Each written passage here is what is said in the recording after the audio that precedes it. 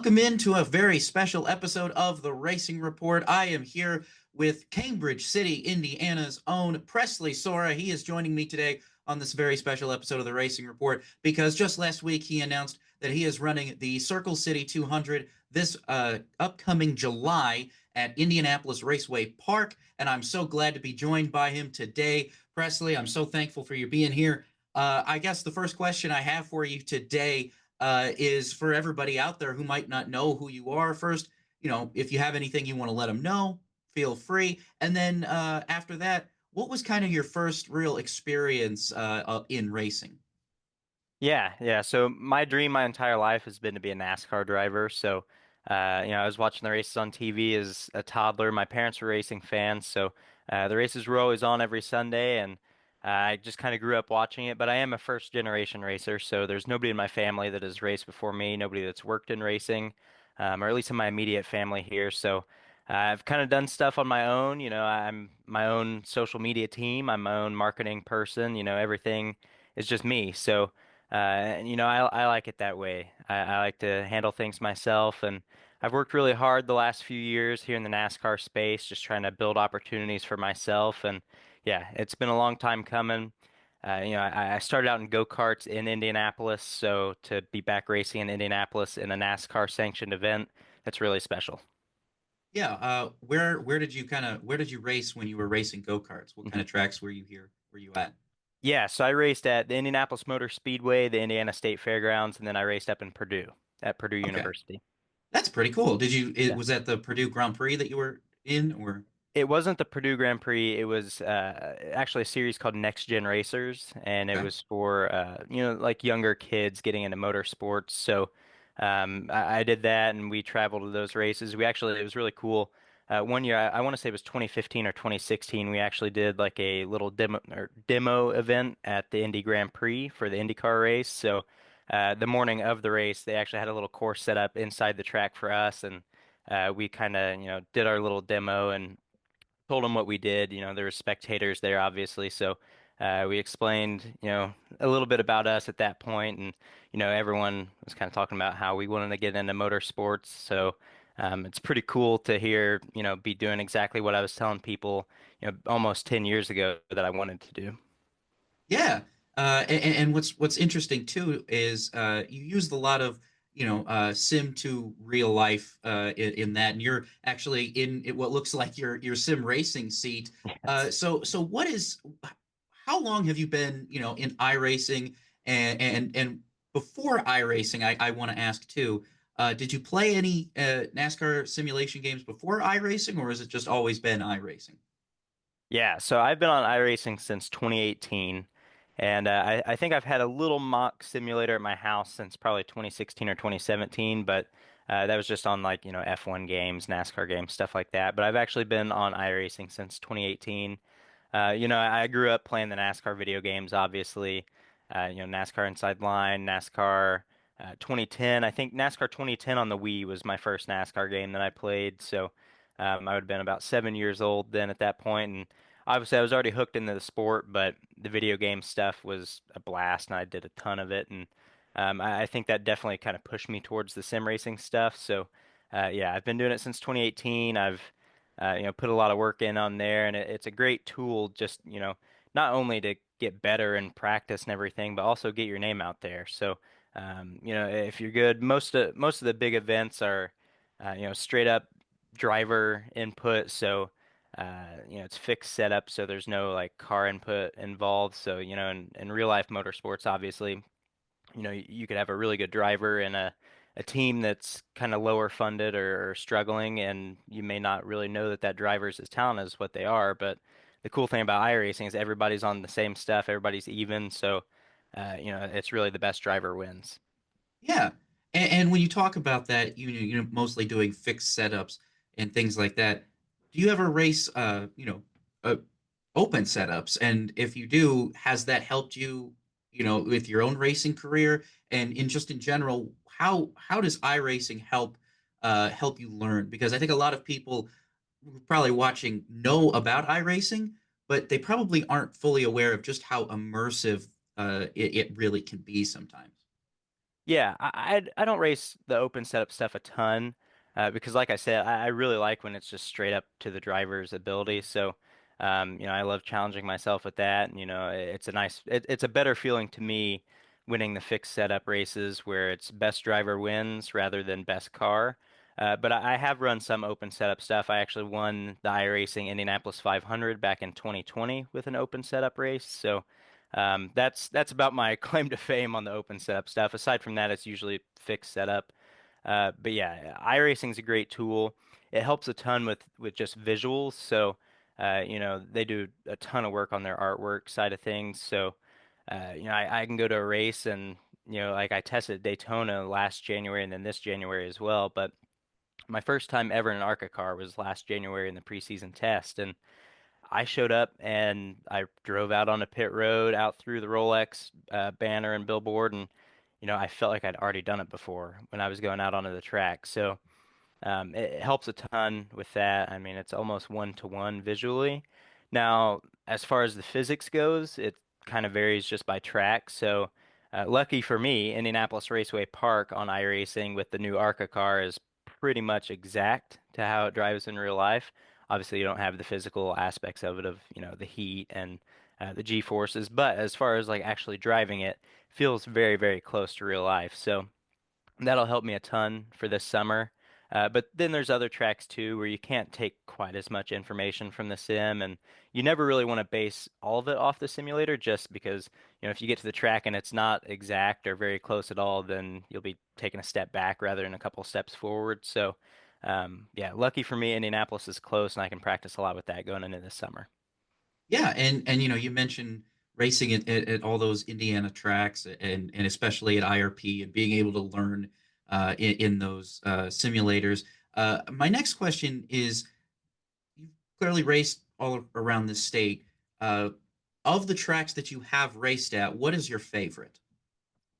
Believe it or not, Indianapolis Raceway Park. As Yeah. far as like driving, it fits my driving style perfectly. It's really a driver's track because it's so flat and there's not a ton of banking to help carry you through the corner. So there's a lot of eggshelling the throttle and all of that. So that's my style of racing. I don't like flat out stuff. I just don't think it's as fun, and I think I excel better when there's lifting and throttle input management, and so like IRP is definitely right up my alley in that standpoint. But really, all of the short tracks in the ARCA schedule are really really good. I mean, last year I drove at Iowa Speedway, at Toledo Speedway, which is really fun up in Ohio. Five Flag Speedway, Nashville Fairgrounds, like those tracks are such great tracks with such awesome characteristics. So really, I mean, IRP is my favorite, and there's probably some bias there just because it's my home race, but really all of the tracks, all the short tracks are really, really cool in ARCA. Yeah. And you talk about ARCA, the fact that you're running ARCA now and you've put this deal together. Uh, what were some of the challenges really for you? You talked earlier, just kind of doing this all by yourself. What are some of those big challenges that you face when kind of just putting all those deals together? Because, I notice you're wearing the Health Markets jersey. I mean, you're definitely making sure that these sponsors are getting their money's worth. What is that uh, what is that like? Do you feel pressure in that, or does it kind of just come natural to you because it's something that you want so badly? Yeah, so I mean, as everyone knows, like motorsports is very, very expensive, no matter what you're doing in it. And, for us drivers, we have to bring sponsorship funding to drive the race cars. And that's throughout the entire board of motorsports. I mean, IndyCar, NASCAR, NHRA, F1, drivers have to bring money. That's just part of it. And, you know, I I enjoy reaching out to companies and searching for sponsorship and trying to build partners and relationships with companies, but it is tough. I mean, you almost have to put in the work for it like it's a second full-time job. And I've joked with people in the past that if I had $1 for every phone call or email I've made, I could probably afford to drive all the races. But yeah, you have to stay confident with it. I mean, you can contact people one day and you could hear 100 no's, or not even hear back from any of them, and then the next call could be the one that changes your entire season or life. So you have to stay consistent, put the work in, and keep at it, no matter how the outlook looks at that point. Yeah, that's that's a good way to look about that. And when you talk about that, too, last year you were in the race at IRP, and that was your first ARCA start there at that track. You know, what is that experience like, being able to walk out in front of what was essentially a packed house, and see all those people and know that you are representing where they come from, and they're here in part to see you. What is that feeling like? Oh, I mean, it's awesome. I mean, I had friends from high school there at the race. I'm an elementary school paraprofessional, so there were students that I have that were there at the race, which is really, really cool. Tons of family and friends and people I've raced with in the past. And, I had a couple buddies in the race as well. One of my best friends from school, and, still today, he designs the race cars, and he was spotting me for that event, and he'll be spotting me again this year, Gavin Newton. Just, races at home are way different than anything else. And I wouldn't say that really adds any pressure. It almost makes it more relaxed. It's just, a fun time. And, um, no matter how the result ends up, you can at least be happy with the fact that you raced in front of your hometown crowd. Yeah, and you mentioned Gavin Newton there. For a lot of people who don't know, like you said, he's spotting you for this upcoming race in July at IRP. But how did you guys know each other? What is your relationship like? Obviously, you're best friends, but how did that come to be? How did you guys meet? Yeah, so we're from a really small town. Cambridge City is only about 18 or 1900 people, and so we went to school together. And in elementary, we had the pickup line, and we were the only two racing fans, or I guess three, because my younger brother, he's 2.5 years younger than I am. He's also a big motorsports fan, but we were one of three, or two of three motorsports fans, and one of us, I can't remember who, had a die cast, a little NASCAR die cast in the pickup line, and this would have been in like fourth or fifth grade in elementary school, and the other noticed it, and so we just started talking, and we've been best friends ever since. So, he's gotten into motorsports. I don't know what year, probably 2018 or 2019, as far as like graphic design.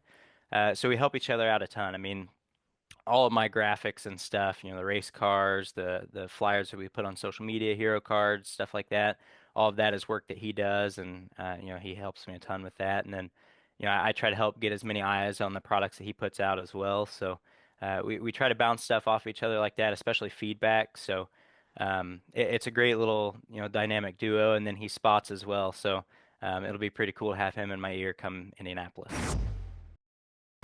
And I guess as we talk about that, you guys are obviously, you're doing what you can to keep going and keep going forward. You talked about you always wanted to be a NASCAR driver. Is your goal someday, I want to get to the Cup Series. I want to be in that top, you know, echelon where everybody else is. Or are you, someone who's like, if I make a career out of the Xfinity Series, I'll be content. If I can, make a truck career, I'll be content. Or is that real goal is just I want to get to Cup. That is where I want to be in my future. Yeah, so I mean, I would love to get to the Cup Series, and I truly believe that I am talented enough to, one day get there and be successful with it. But ultimately, like, I'm just a racer. I just want to drive race cars or something in motorsports. So I've maintained the thought for years and years and years that, if for some reason tomorrow morning I woke up and I got the call that I could come drive an Indy car or one of the Road to Indy cars, something on the F1 side, drag racing, monster trucks, whatever. I really, it doesn't matter to me. I just want to drive race cars. So, I would jump on the first opportunity I got, and right now that is ARCA and the NASCAR ladder, which is fantastic. But yeah, I mean, if anything were to change, it wouldn't be disappointing to me. It would, it'd be great. So. As long as I'm behind the wheel of something, I'm happy. Yeah, I mean, I don't blame you, especially as someone like me. I love to watch all different kinds of racing wherever I can find it. Are you kind of the same way? Are you someone who's I'm going to seek out some kind of racing to watch, be it European, American, even e-racing? Are you someone like that? Oh yeah, it's like weekends. The TV is always on a race of some sort. So I watch every NASCAR race, whether it's Cup, Xfinity, Truck, ARCA. I watch late model racing, like the Cars Tour on TV. IndyCar, Road to Indy, Indy Lights, or I guess it's Indy Next now, and the F1 stuff. So every weekend there's some form of motorsports on my TV. I love hearing that because I am 110% the same way. I cannot get enough of racing on TV, so I love hearing that. And that kind of moves on here into my next question, which is really how for you, how does it feel to just go out there and be able to say, okay, I'm in this race now. I've made it here. What was that feeling like when you made it into that ARCA race, when you made your first ARCA race start last year? Yeah, I mean, it was pretty surreal. So, like in 2023, I spent almost the whole year really just doing like volunteer work for ARCA teams, and whether it just be help them push a car through tech or working on their social media stuff, just doing something, some sort of role at the racetrack. And so, I met a ton of the people and became really good friends with really everyone in the sport. And so spending that entire year in the series, just not from behind the wheel, it helped a lot. And then it was really neat. My first start, I'm racing with people I've watched race for a year, or even maybe more than that on TV. So I feel like I know pretty much everybody's driving styles really, really well. I'll say that's probably one of my best qualities is, I can get into a race and I know how to race this person or how they're going to race me, and vice versa. So, I think that helps. And then, it, some people just kind of hop in the series or pop in. You've never seen them at the track before for an ARCA event, and maybe their first time in an ARCA race, and they're behind the wheel. And obviously they wouldn't know how I drive. I wouldn't know how they drive, but I think it's helped me a lot being around the sport for a few years. Do you have anybody within the ARCA paddock or garage area? Are there any other drivers that you talk to just as either as friends or that you go to kind of for advice? Is that something that you do whenever you can or at all? Oh yeah, I mean, really all of them. Everybody in the ARCA garage is super, super friendly, and the best thing is like we help each other. So, there's lots of times where the big teams help the small teams, or the drivers are always willing to help each other. So, I mean, I could text. I feel comfortable saying I could text any of the drivers right now for any kind of question, and they would help me, and vice versa. So the ARCA community is very, very tight, and yeah, I've made tons of great friends there, and it's a ton of great people. That is really great to hear. I'm so glad that to hear that kind of camaraderie is still very common in a modern garage area, especially even now with how the competition is and everything. Do you feel like when you go out there, you're raced pretty fairly by everybody else? You feel like everybody else in the ARCA series they race relatively fairly compared to maybe other racing series that you've been in? Yeah, yeah. I mean, I don't really feel like I've ever been wronged by anyone so far in ARCA, and I feel like, you know, ARCA sometimes gets a little bit of flack because of crashes that happen pretty frequently, or bigger crashes. But people have to realize, it's mostly young people, and ARCA is a series for development. So it's, for people climbing up through the NASCAR ranks. So I feel like a lot of the drivers are held at a higher regard than what they probably should be just at this point in their career. And, people have to take a step back and realize this is a series for development and to push you up through the NASCAR ranks. So, yeah, I don't think anybody ever goes out of their way to, hurt another's race. And, there's definitely some that are, I won't mention any names, but there's a few that are way tougher to pass than others. And, that's intentional. It's like, Ryan Newman for the longest time in the Cup Series.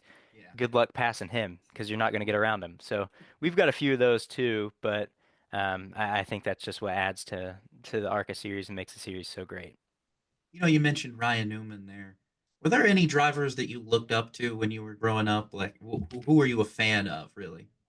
Yeah, so when I was real little, Tony Stewart was my favorite driver, and obviously for the reason being he's from Indiana too. So it's pretty cool to also be a Hoosier driver, starting in the NASCAR ranks now. And yeah, he was my favorite growing up, and then he won the championship, and for some reason, you know, I guess I would have been 7 years old then. So for some reason, 7-year-old me decided that, well, he won the championship, so I got to pick a new favorite driver now. So since then, it's been Brad Keselowski, and he's still my favorite Cup Series driver today. And I look up to him, obviously, because he's such a smart businessman with how he runs his team. So, and he's such a professional with how he handles media and everything like that. So, Tony Stewart, Brad Keselowski, those are two I definitely look up to. Yeah. Have you ever met Brad, or would you is that something you want to do in the future? Yeah, I've actually met Brad a couple times. I actually met him at Bristol last fall, and I had a little bit of a conversation with him, handed him a business card and everything like that. And he talked to me about my ARCA racing, and asked me when my next event was. And so he's a super nice guy, and willing to talk to you, and obviously willing to help as well. Yeah, that's really cool to hear. And as we're gonna go ahead and wrap up this interview real quick, but the last thing I wanted to mention, you talked about that business card. Uh, what kind of business card could you give to our viewers here? Where can they find you? How they can they support you? What can they do to help your racing career find some success? Yeah, so the easiest way to find me online is just my website, presleysorah.com. So it has links to all my different social media pages and everything like that, and a whole about me section.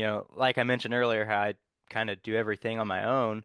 I built my entire website from the ground up all by myself, so everything in there is done by me, and I've spent a ton of time on that. But yeah, so presleysorah.com, it has all my links on it, and if you're actually on a platform trying to look up my name, it's just at Presley Sorah on everything. So I try to make it as easy as possible and as hassle free. So I keep everything up to date, whether it's Facebook, Twitter, Instagram, TikTok, website, whatever. So I feel like social media is a very, very important tool, especially for us drivers, and I try to stay up with it the best I can.